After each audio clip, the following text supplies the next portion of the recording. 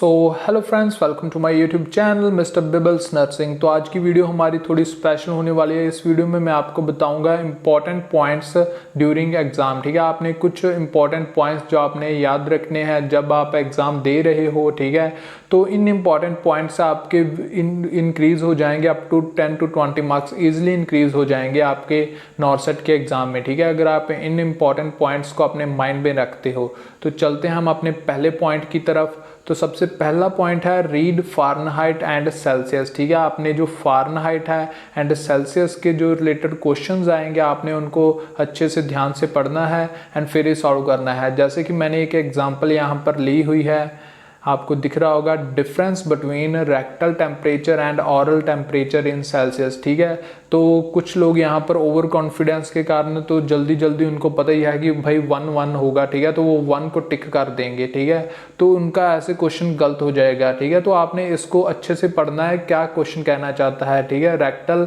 And oral temperature का उन्होंने difference पूछा है, किसमें पूछा है उन्होंने, सेल्सियस में। ठीक है, तो सेल्सियस में हमने देखना है तो कितना होता है सेल्सियस में ऑरल एंड रेक्टल टेम्परेचर का डिफरेंस। तो ऐसा क्वेश्चन पीजीआई में भी आया था इस बार। ठीक है, तो इस बार देखते हैं नॉर्सेट में ऐसा क्वेश्चन आता है या नहीं आता। तो आपने इस बात का ध्यान रखना है, अगर सेल्सियस में लिखा हो तो आपने अच्छे से पढ़ना है। जैसे कि इन्होंने ए ऑप्शन में दिया हुआ है 1 डिग्री सेल्सियस, बी में 0.5 डिग्री सेल्सियस, सी में 0.5 डिग्री फ़ारेनहाइट, डी में 1.5 डिग्री फ़ारेनहाइट। ठीक है, तो कुछ कैंडिडेट्स यहाँ पर जल्दबाजी में ऐसे गलत कर देते हैं। ठीक है, उन्होंने 1 को लगा दिया, इसको सही कर दिया। तो आपका अगर आप एक भी क्वेश्चन गलत कर देते हो ना नॉर्सेट के एग्जाम में, तो आपका रैंक काफ़ी ज़्यादा, और 100-200 जो वहाँ पर कैंडिडेट्स होंगे तो उनसे आपका काफ़ी ज़्यादा रैंक नीचे चले जाएगा। ठीक है, तो आपने 1 मार्क भी वहाँ पर बचाना है अपने एग्जाम में। तो इसका जो करेक्ट आंसर होगा वो होगा बी, 0.5 डिग्री सेल्सियस। ठीक है, तो आपने ऐसे ध्यान रखना है। एंड अगर हम इन्होंने यहाँ पर सेल्सियस की जगह इन्होंने फ़ारेनहाइट में पूछ लिया। ठीक है, तो फ़ारेनहाइट में आएगा 1 डिग्री सेल्सियस। ठीक है, अगर यहाँ पर सेल्सियस की जगह पर फ़ारेनहाइट लिखा होता फिर आपका ये आंसर सही होना था। ठीक है, तो आपने इस बात का ध्यान रखना है फ़ारेनहाइट एंड सेल्सियस का। ठीक है, तो मूव ऑन करते हैं नेक्स्ट पॉइंट की तरफ, रीड करेक्ट एंड इनकरेक्ट। ठीक है, आपने जो भी आपको क्वेश्चन दिया होगा उसके पीछे लिखा होगा कोई भी स्टेटमेंट के पीछे करेक्ट एंड इनकरेक्ट, तो आपने उस स्टेटमेंट को भी अच्छे से पढ़ना है। ठीक है, करेक्ट लिखा है या इनकरेक्ट लिखा हुआ है। तो next question, all of the following except and expect. ठीक है, ये दो वर्ड्स काफ़ी ज़्यादा कैंडिडेट्स को कंफ्यूज कर देते हैं एग्जाम में, एक्सेप्ट एंड एक्सपेक्ट। ठीक है, तो इसी के रिगार्डिंग एक मैंने यहाँ पर एमसीक्यू लिया हुआ है। तो all of the following waste water contains human excreta except. ठीक है, तो आप इनमें से भी ये सारे के सारे इन्होंने 4 ऑप्शन दिए हुए हैं, भी इन्होंने बोला है कि बाकी सब में तो वेस्ट वाटर होता है जो कि ह्यूमन एक्सक्रीटा का। ठीक है, उसमें वाटर में वो होगा, लेकिन कौन सी ऐसा इसमें यहाँ पर उन्होंने बताया है ऑप्शन में भी, कौन से ऑप्शन में वो नहीं होगा जो ह्यूमन एक्सक्रीटा है। ठीक है, तो वो कौन से में नहीं होगा, तो सीवेज में भी होगा। ठीक है, एंड फीसिस में भी होगा, एंड नन तो आएगा ही नहीं, एंड जो सुलज है, ठीक है, इसमें नहीं होगा जो ह्यूमन एक्सक्रीटा है। ठीक है, तो ये क्यों नहीं होगा, क्योंकि सुलज क्या होता है, सुलज होता है जो हम सिंक में जो हमारा पानी नहीं होता जब हम हाथ धोते हैं। ठीक है, या फिर किचन में हम काम करते टाइम बर्तन धोते हैं। ठीक है, तब जो वेस्ट वाटर बनता है उसको कहते हैं हम सुलज। ठीक है, तो ऐसे ही क्वेश्चन आपको आ जाएगा एक्सेप्ट एंड एक्सपेक्ट के रिलेटेड। तो यहाँ पर उन्होंने लिखा हुआ था एक्सेप्ट भी आपको, क्या आप भी बाकी सारे सही है, एंड एक्सेप्ट जिसमें नहीं होता। ठीक है, एक्सेप्ट होता है अभी एक को छोड़कर, बाकी सब में होता है एक को छोड़कर, तो वो होता है एक्सेप्ट। तो आपने एक्सेप्ट का ध्यान रखना है। कोई भी क्वेश्चन आपको, ऐसे क्वेश्चन आपको 100% आपको नॉर्सेट में देखने को मिलेंगे, यहाँ पर लिखा होगा एक्सेप्ट एंड एक्सपेक्ट।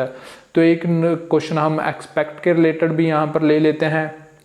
तो you expect a patient in the oliguric phase of renal failure to have 24 hour urine output less than. ठीक है, तो यहाँ पर इन्होंने बोला हुआ है कि जो भी आप क्या एक्सपेक्ट कर रहे हो, कि आप क्या मान रहे हो कि एक ओलिगोयूरिक जो फेस होता है, ठीक है, तो उसमें रीनल फेलियर का 24 आवर कितना यूरिन कलेक्शन होगा। ठीक है, तो यहाँ पर इन्होंने लिखा हुआ है एक्सपेक्ट, कि आप मान रहे हो। ठीक है, तो एक्सपेक्ट होता है मानना एंड जो एक्सेप्ट होता है कि छोड़ना, ठीक है, आपने क्या छोड़ना है, ठीक है।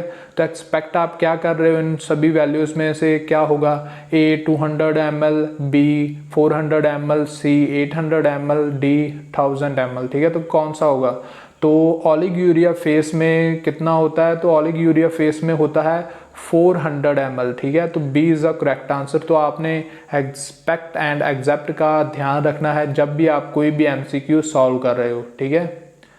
तो नेक्स्ट मूव ऑन करते हैं नेक्स्ट पॉइंट की तरफ। Read true and false statements, ठीक है। तो ये भी बहुत इंपॉर्टेंट है। कोई भी आपको स्टेटमेंट अगर मिल जाएगी तो आपने वहाँ पर ट्रू और फॉल्स की स्टेटमेंट को अच्छे से ध्यान से पढ़ना है, ठीक है। अगर आपको ऐसे पूछ लिया उन्होंने विच of the following statement is true, ठीक है, तो आपने ट्रू स्टेटमेंट जो भी आपको दी होगी उसको करेक्ट करना है। Which of the following statement is false, ठीक है।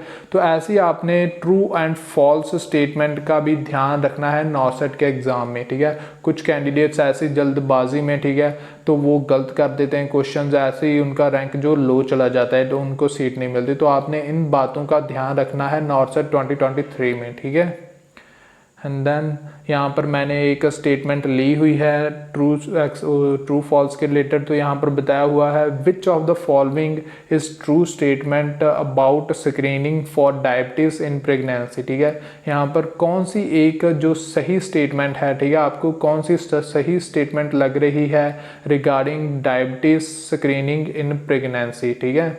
तो यहाँ पर फर्स्ट ऑप्शन इन्होंने दिया हुआ है it is done between 20 to 24 weeks of pregnancy. B fasting is needed by patient. C done with 100 gram of glucose. D done in first visit. तो कौन सा आएगा, ठीक है। तो ट्रू स्टेटमेंट इनमें से कौन सी होगी, तो ट्रू स्टेटमेंट होगी ना तो ए होगी, ठीक है, it is done between 20 to 24 weeks, ये नहीं होगी, 20 to 24 वीक्स में नहीं होता। And fasting is needed, no, कोई भी फास्टिंग नहीं उसको चाहिए, ठीक है। Done with 100 gram of glucose, ये भी नहीं हम करते। तो क्या आएगी, तो ये आएगी D is a correct answer. जब भी वो फर्स्ट एंटीनेटल विजिट में आती है तब हमने डायबिटीज़ चेक करनी है एक प्रेग्नेंट लेडी की, ठीक है। तो यही थी भी आपने कोई भी आपको ऐसे क्वेश्चन आते हैं true and false statement related तो आपने उनका अच्छे से पहले पढ़ना है ऊपर क्या लिखा हुआ है क्वेश्चन में, ट्रू लिखा है या फॉल्स लिखा हुआ है, ठीक है। And read all the questions carefully, ठीक है। क्वेश्चन कोई भी हो, चाहे इजी हो चाहे टफ हो, ठीक है, हमने जल्दबाजी नहीं करनी। हमने ऐसे आपको अगर कोई क्वेश्चन आता भी है, ठीक है, आपने इजीली विद इन आपने जल्दी जल्दी कर उसका आंसर देने लग जाओ, ठीक है, ऐसे नहीं करना। आपने क्वेश्चन को अच्छे से पढ़ना है, ठीक है, क्या उसकी वैल्यू लिखी हुई है, डिग्री लिखा हुआ है, फ़ारेनहाइट लिखा हुआ है, ट्रू या फॉल्स, एक्सेप्ट, ठीक है। Read all the questions carefully, आपने हर कोई क्वेश्चन जो भी नॉर्सेट में आएगा आपने अच्छे से पहले पढ़ना है, ठीक है। हर एक क्वेश्चन को आप 2 बार पढ़ना फिर ही आप उसको सॉल्व करना, ठीक है। एंड जो आपको क्वेश्चन टफ लगता है आपने उसको छोड़ देना, आपने उस पर अपना ज़्यादा टाइम वेस्ट नहीं करना है, नेक्स्ट क्वेश्चन की तरफ मूव ऑन करना है, ठीक है। तो सबसे पहले ये मैं यही एडवाइस दूंगा कि आप जब भी अपना पेपर सॉल्व कर रहे हो, ठीक है, तो सबसे पहले आपको जो शॉर्ट क्वेश्चन होंगे, ठीक है, ईजी होंगे, सबसे पहले आप सारे के सारे वही करना है। एंड जो लेंथी क्वेश्चन होंगे वो आप लास्ट में करना, ठीक है। तो read all the questions carefully, ठीक है। तो then best of luck for your exam, ठीक है। अगर आपको वीडियो अच्छी लगी तो आप अपने फ्रेंड्स के साथ शेयर कर देना एंड प्लीज़ चैनल को सब्सक्राइब कर देना। इस चैनल पर हम नॉर्सेट के रिगार्डिंग जो भी लेटेस्ट इन्फॉर्मेशन आएगी हम सबसे पहले आप सभी तक पहुंचा देंगे। So best of luck for your exam. Thank you for watching this video. Please subscribe my YouTube channel for latest updates. Thank you.